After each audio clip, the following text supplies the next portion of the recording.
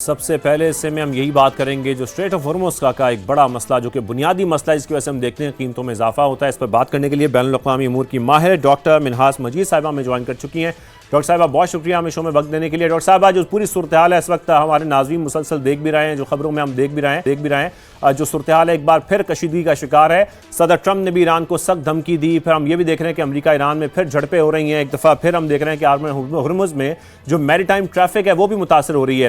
ایران نے ایک بار پھر اسٹریٹ آف ہرمز کو بند کرنے کا اعلان کر دیا ہے۔ یہ سب کچھ ہم ریپیٹ ہوتا ہے ایک بار پھر دیکھ رہے ہیں، اور پھر سے آئل پرائسز میں اضافہ بھی شروع ہو چکا ہے، تقریباً 4% اضافہ ہم نے دیکھا ہے۔ تو کیا اب ڈاکٹر صاحبہ یہ مان لیا جائے یہ اسٹریٹ آف ہرمز کی جو کشیدگی ہے یہ بہت جلد ختم ہونے والی نہیں ہے؟ امید تو پیدا ہوتی ہے، ہم پھر دیکھتے ہیں ایک انسرٹنٹی پیدا ہو جاتی ہے، اور پھر ظاہر ہے جو آئل پرائسز ہیں اس کا انحصار بھی اسی کے اوپر ہے، اور ایک بار پھر ہم جو اتار چڑھاؤ ہے آئل پرائسز کا وہ بھی دیکھ رہے ہیں۔ کیسے دیکھ رہی ہے اس وقت آپ انٹرنیشنلی اس صورتحال کو؟ شکریہ شاہزیب صاحب۔ میں سمجھتی ہوں کہ سچویشن تھوڑی سی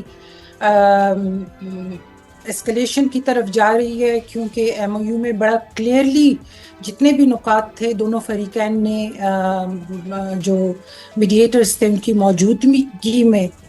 ان کے اوپر ان کو مان لیا تھا۔ لیکن اس وقت ایسے وقت میں جب ایم او یو کے اوپر وہ ٹیکنیکل ٹاکس بھی ہو رہی تھیں، اور جو میڈیٹرز تھے پاکستان، قطر، اس طرح جو ممالک تھے، ان کو کہا تھا کہ آپ لوگوں نے سپروائز کرنا ہے کہ ایوری تھنگ گوز ویل۔ اس میں اب یہ آپ دیکھیں کہ جب اسٹریٹ آف ہرمز سے جہاز گزرتے ہیں تو میرے خیال میں ایران وہ ٹول ٹیکس کی مد میں شاید ایکسپیکٹ کر رہا تھا کہ جتنے بھی یہاں سے بحری جہاز گزریں گے یا ٹریڈ اس راستے سے گزرے گی جہازوں کے ذریعے تو ان کو وہ ٹول ٹیکس دیں گے، لیکن ویسا نہیں ہوا۔ ڈاکٹر صاحبہ لیکن اگر ہم اسلام آباد اکارڈز پڑھیں تو اس کے اندر تو یہ کلیئرلی مینشن ہے کہ یہ ٹول ٹیکس فری ہوگا۔ ایگزیکٹلی یہ میں بات کرنے والی تھی کہ یہاں پہ ایران کو تھوڑا سا اسٹریٹجک تھنکنگ کی ضرورت تھی، کیونکہ ہم لوگ ابھی تک یہی دیکھ رہے تھے کہ دونوں تھوڑا سا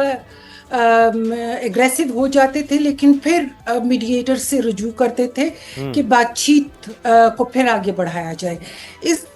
میرے خیال میں ایران نے بہت جلدی کی،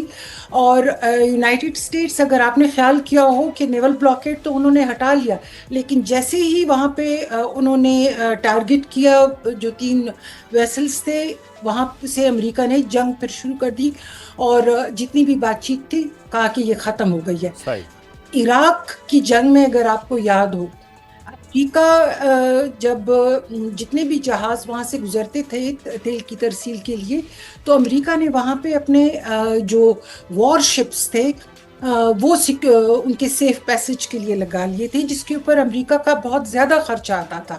یہی صورتحال اب یہاں پہ بھی آ گئی ہے، اور اس سے یہ ہے کہ کشیدگی کے زیادہ ہونے کی کہ بہت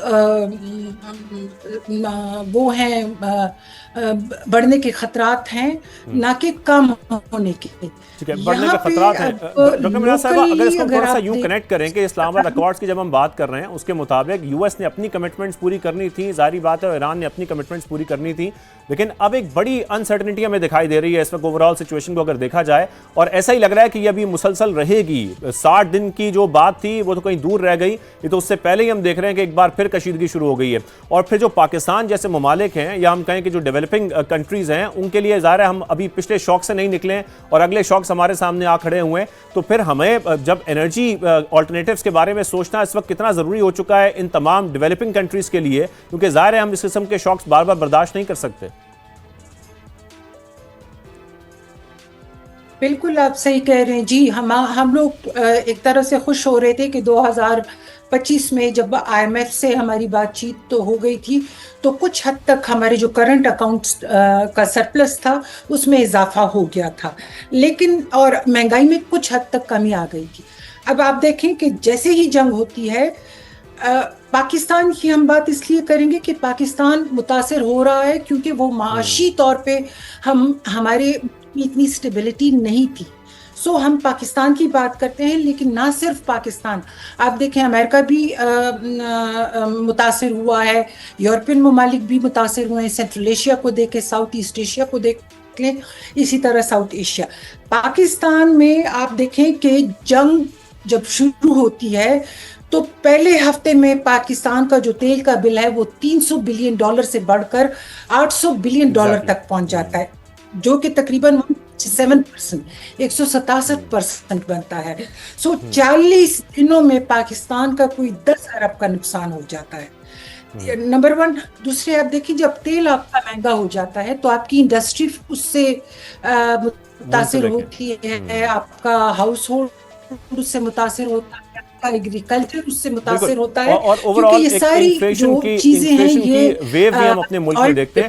بالکل صحیح۔ اور ڈاکٹر صاحب آپ جب پیٹرول اور ڈیزل کے مہنگے ہونے کی ہم جو بنیادی وجوہات ہیں ان کو دیکھیں، ظاہر ہے پاکستان میں ایک ریفائنریز کی لمیٹڈ کیپیسٹی ہونے کی بھی بڑی وجہ ہے۔ ہم 70% جو تیار پیٹرول ہے اور 30% تقریباً جو ڈیزل ہے وہ امپورٹ کرتے ہیں، جو ظاہر ہے ہمیں مہنگا پڑتا ہے۔ اور پھر پاکستان کی جو انرجی اور فائنانس منسٹرز ہیں ان کی ایک اہم ملاقات ہوئی ہے سعودی فائنانس منسٹر سے بھی، میں اس کا ذکر آپ سے ضرور کرنا چاہوں گا۔ اس ملاقات کو دیکھتے ہوئے ظاہر ہے اس میں انرجی سیکٹر میں جو کولیبریشن ہے وہ بڑھانے کی بات کی گئی ہے، جو ہماری ریفائنریز ہیں اس کی اپ گریڈیشن کی بات ہوئی ہے۔ سعودی عرب کتنی ہماری مدد کر سکتا ہے اس قسم کے کرائسس میں جب ہم پاکستان کو لے کر بات کرتے ہیں خاص طور پر؟ ذرا اس حوالے سے بھی بتائیے گا۔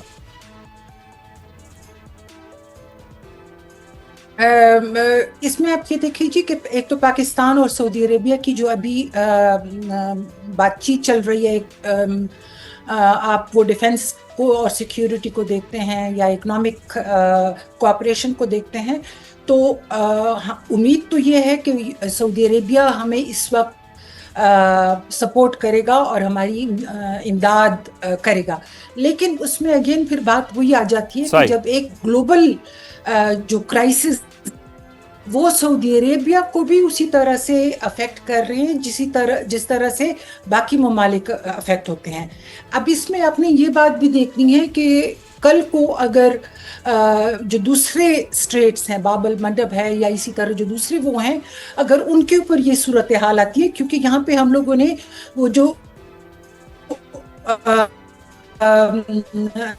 نان اسٹیٹ ایکٹرز ہیں ان کو بھی دیکھنا ہے کہ وہ بھی اس بہت زیادہ سخت ہو جائے گی، اور یہاں پہ سعودی عربیہ، پاکستان، قطر، عمان اور باقی جو خلیجی ممالک ہیں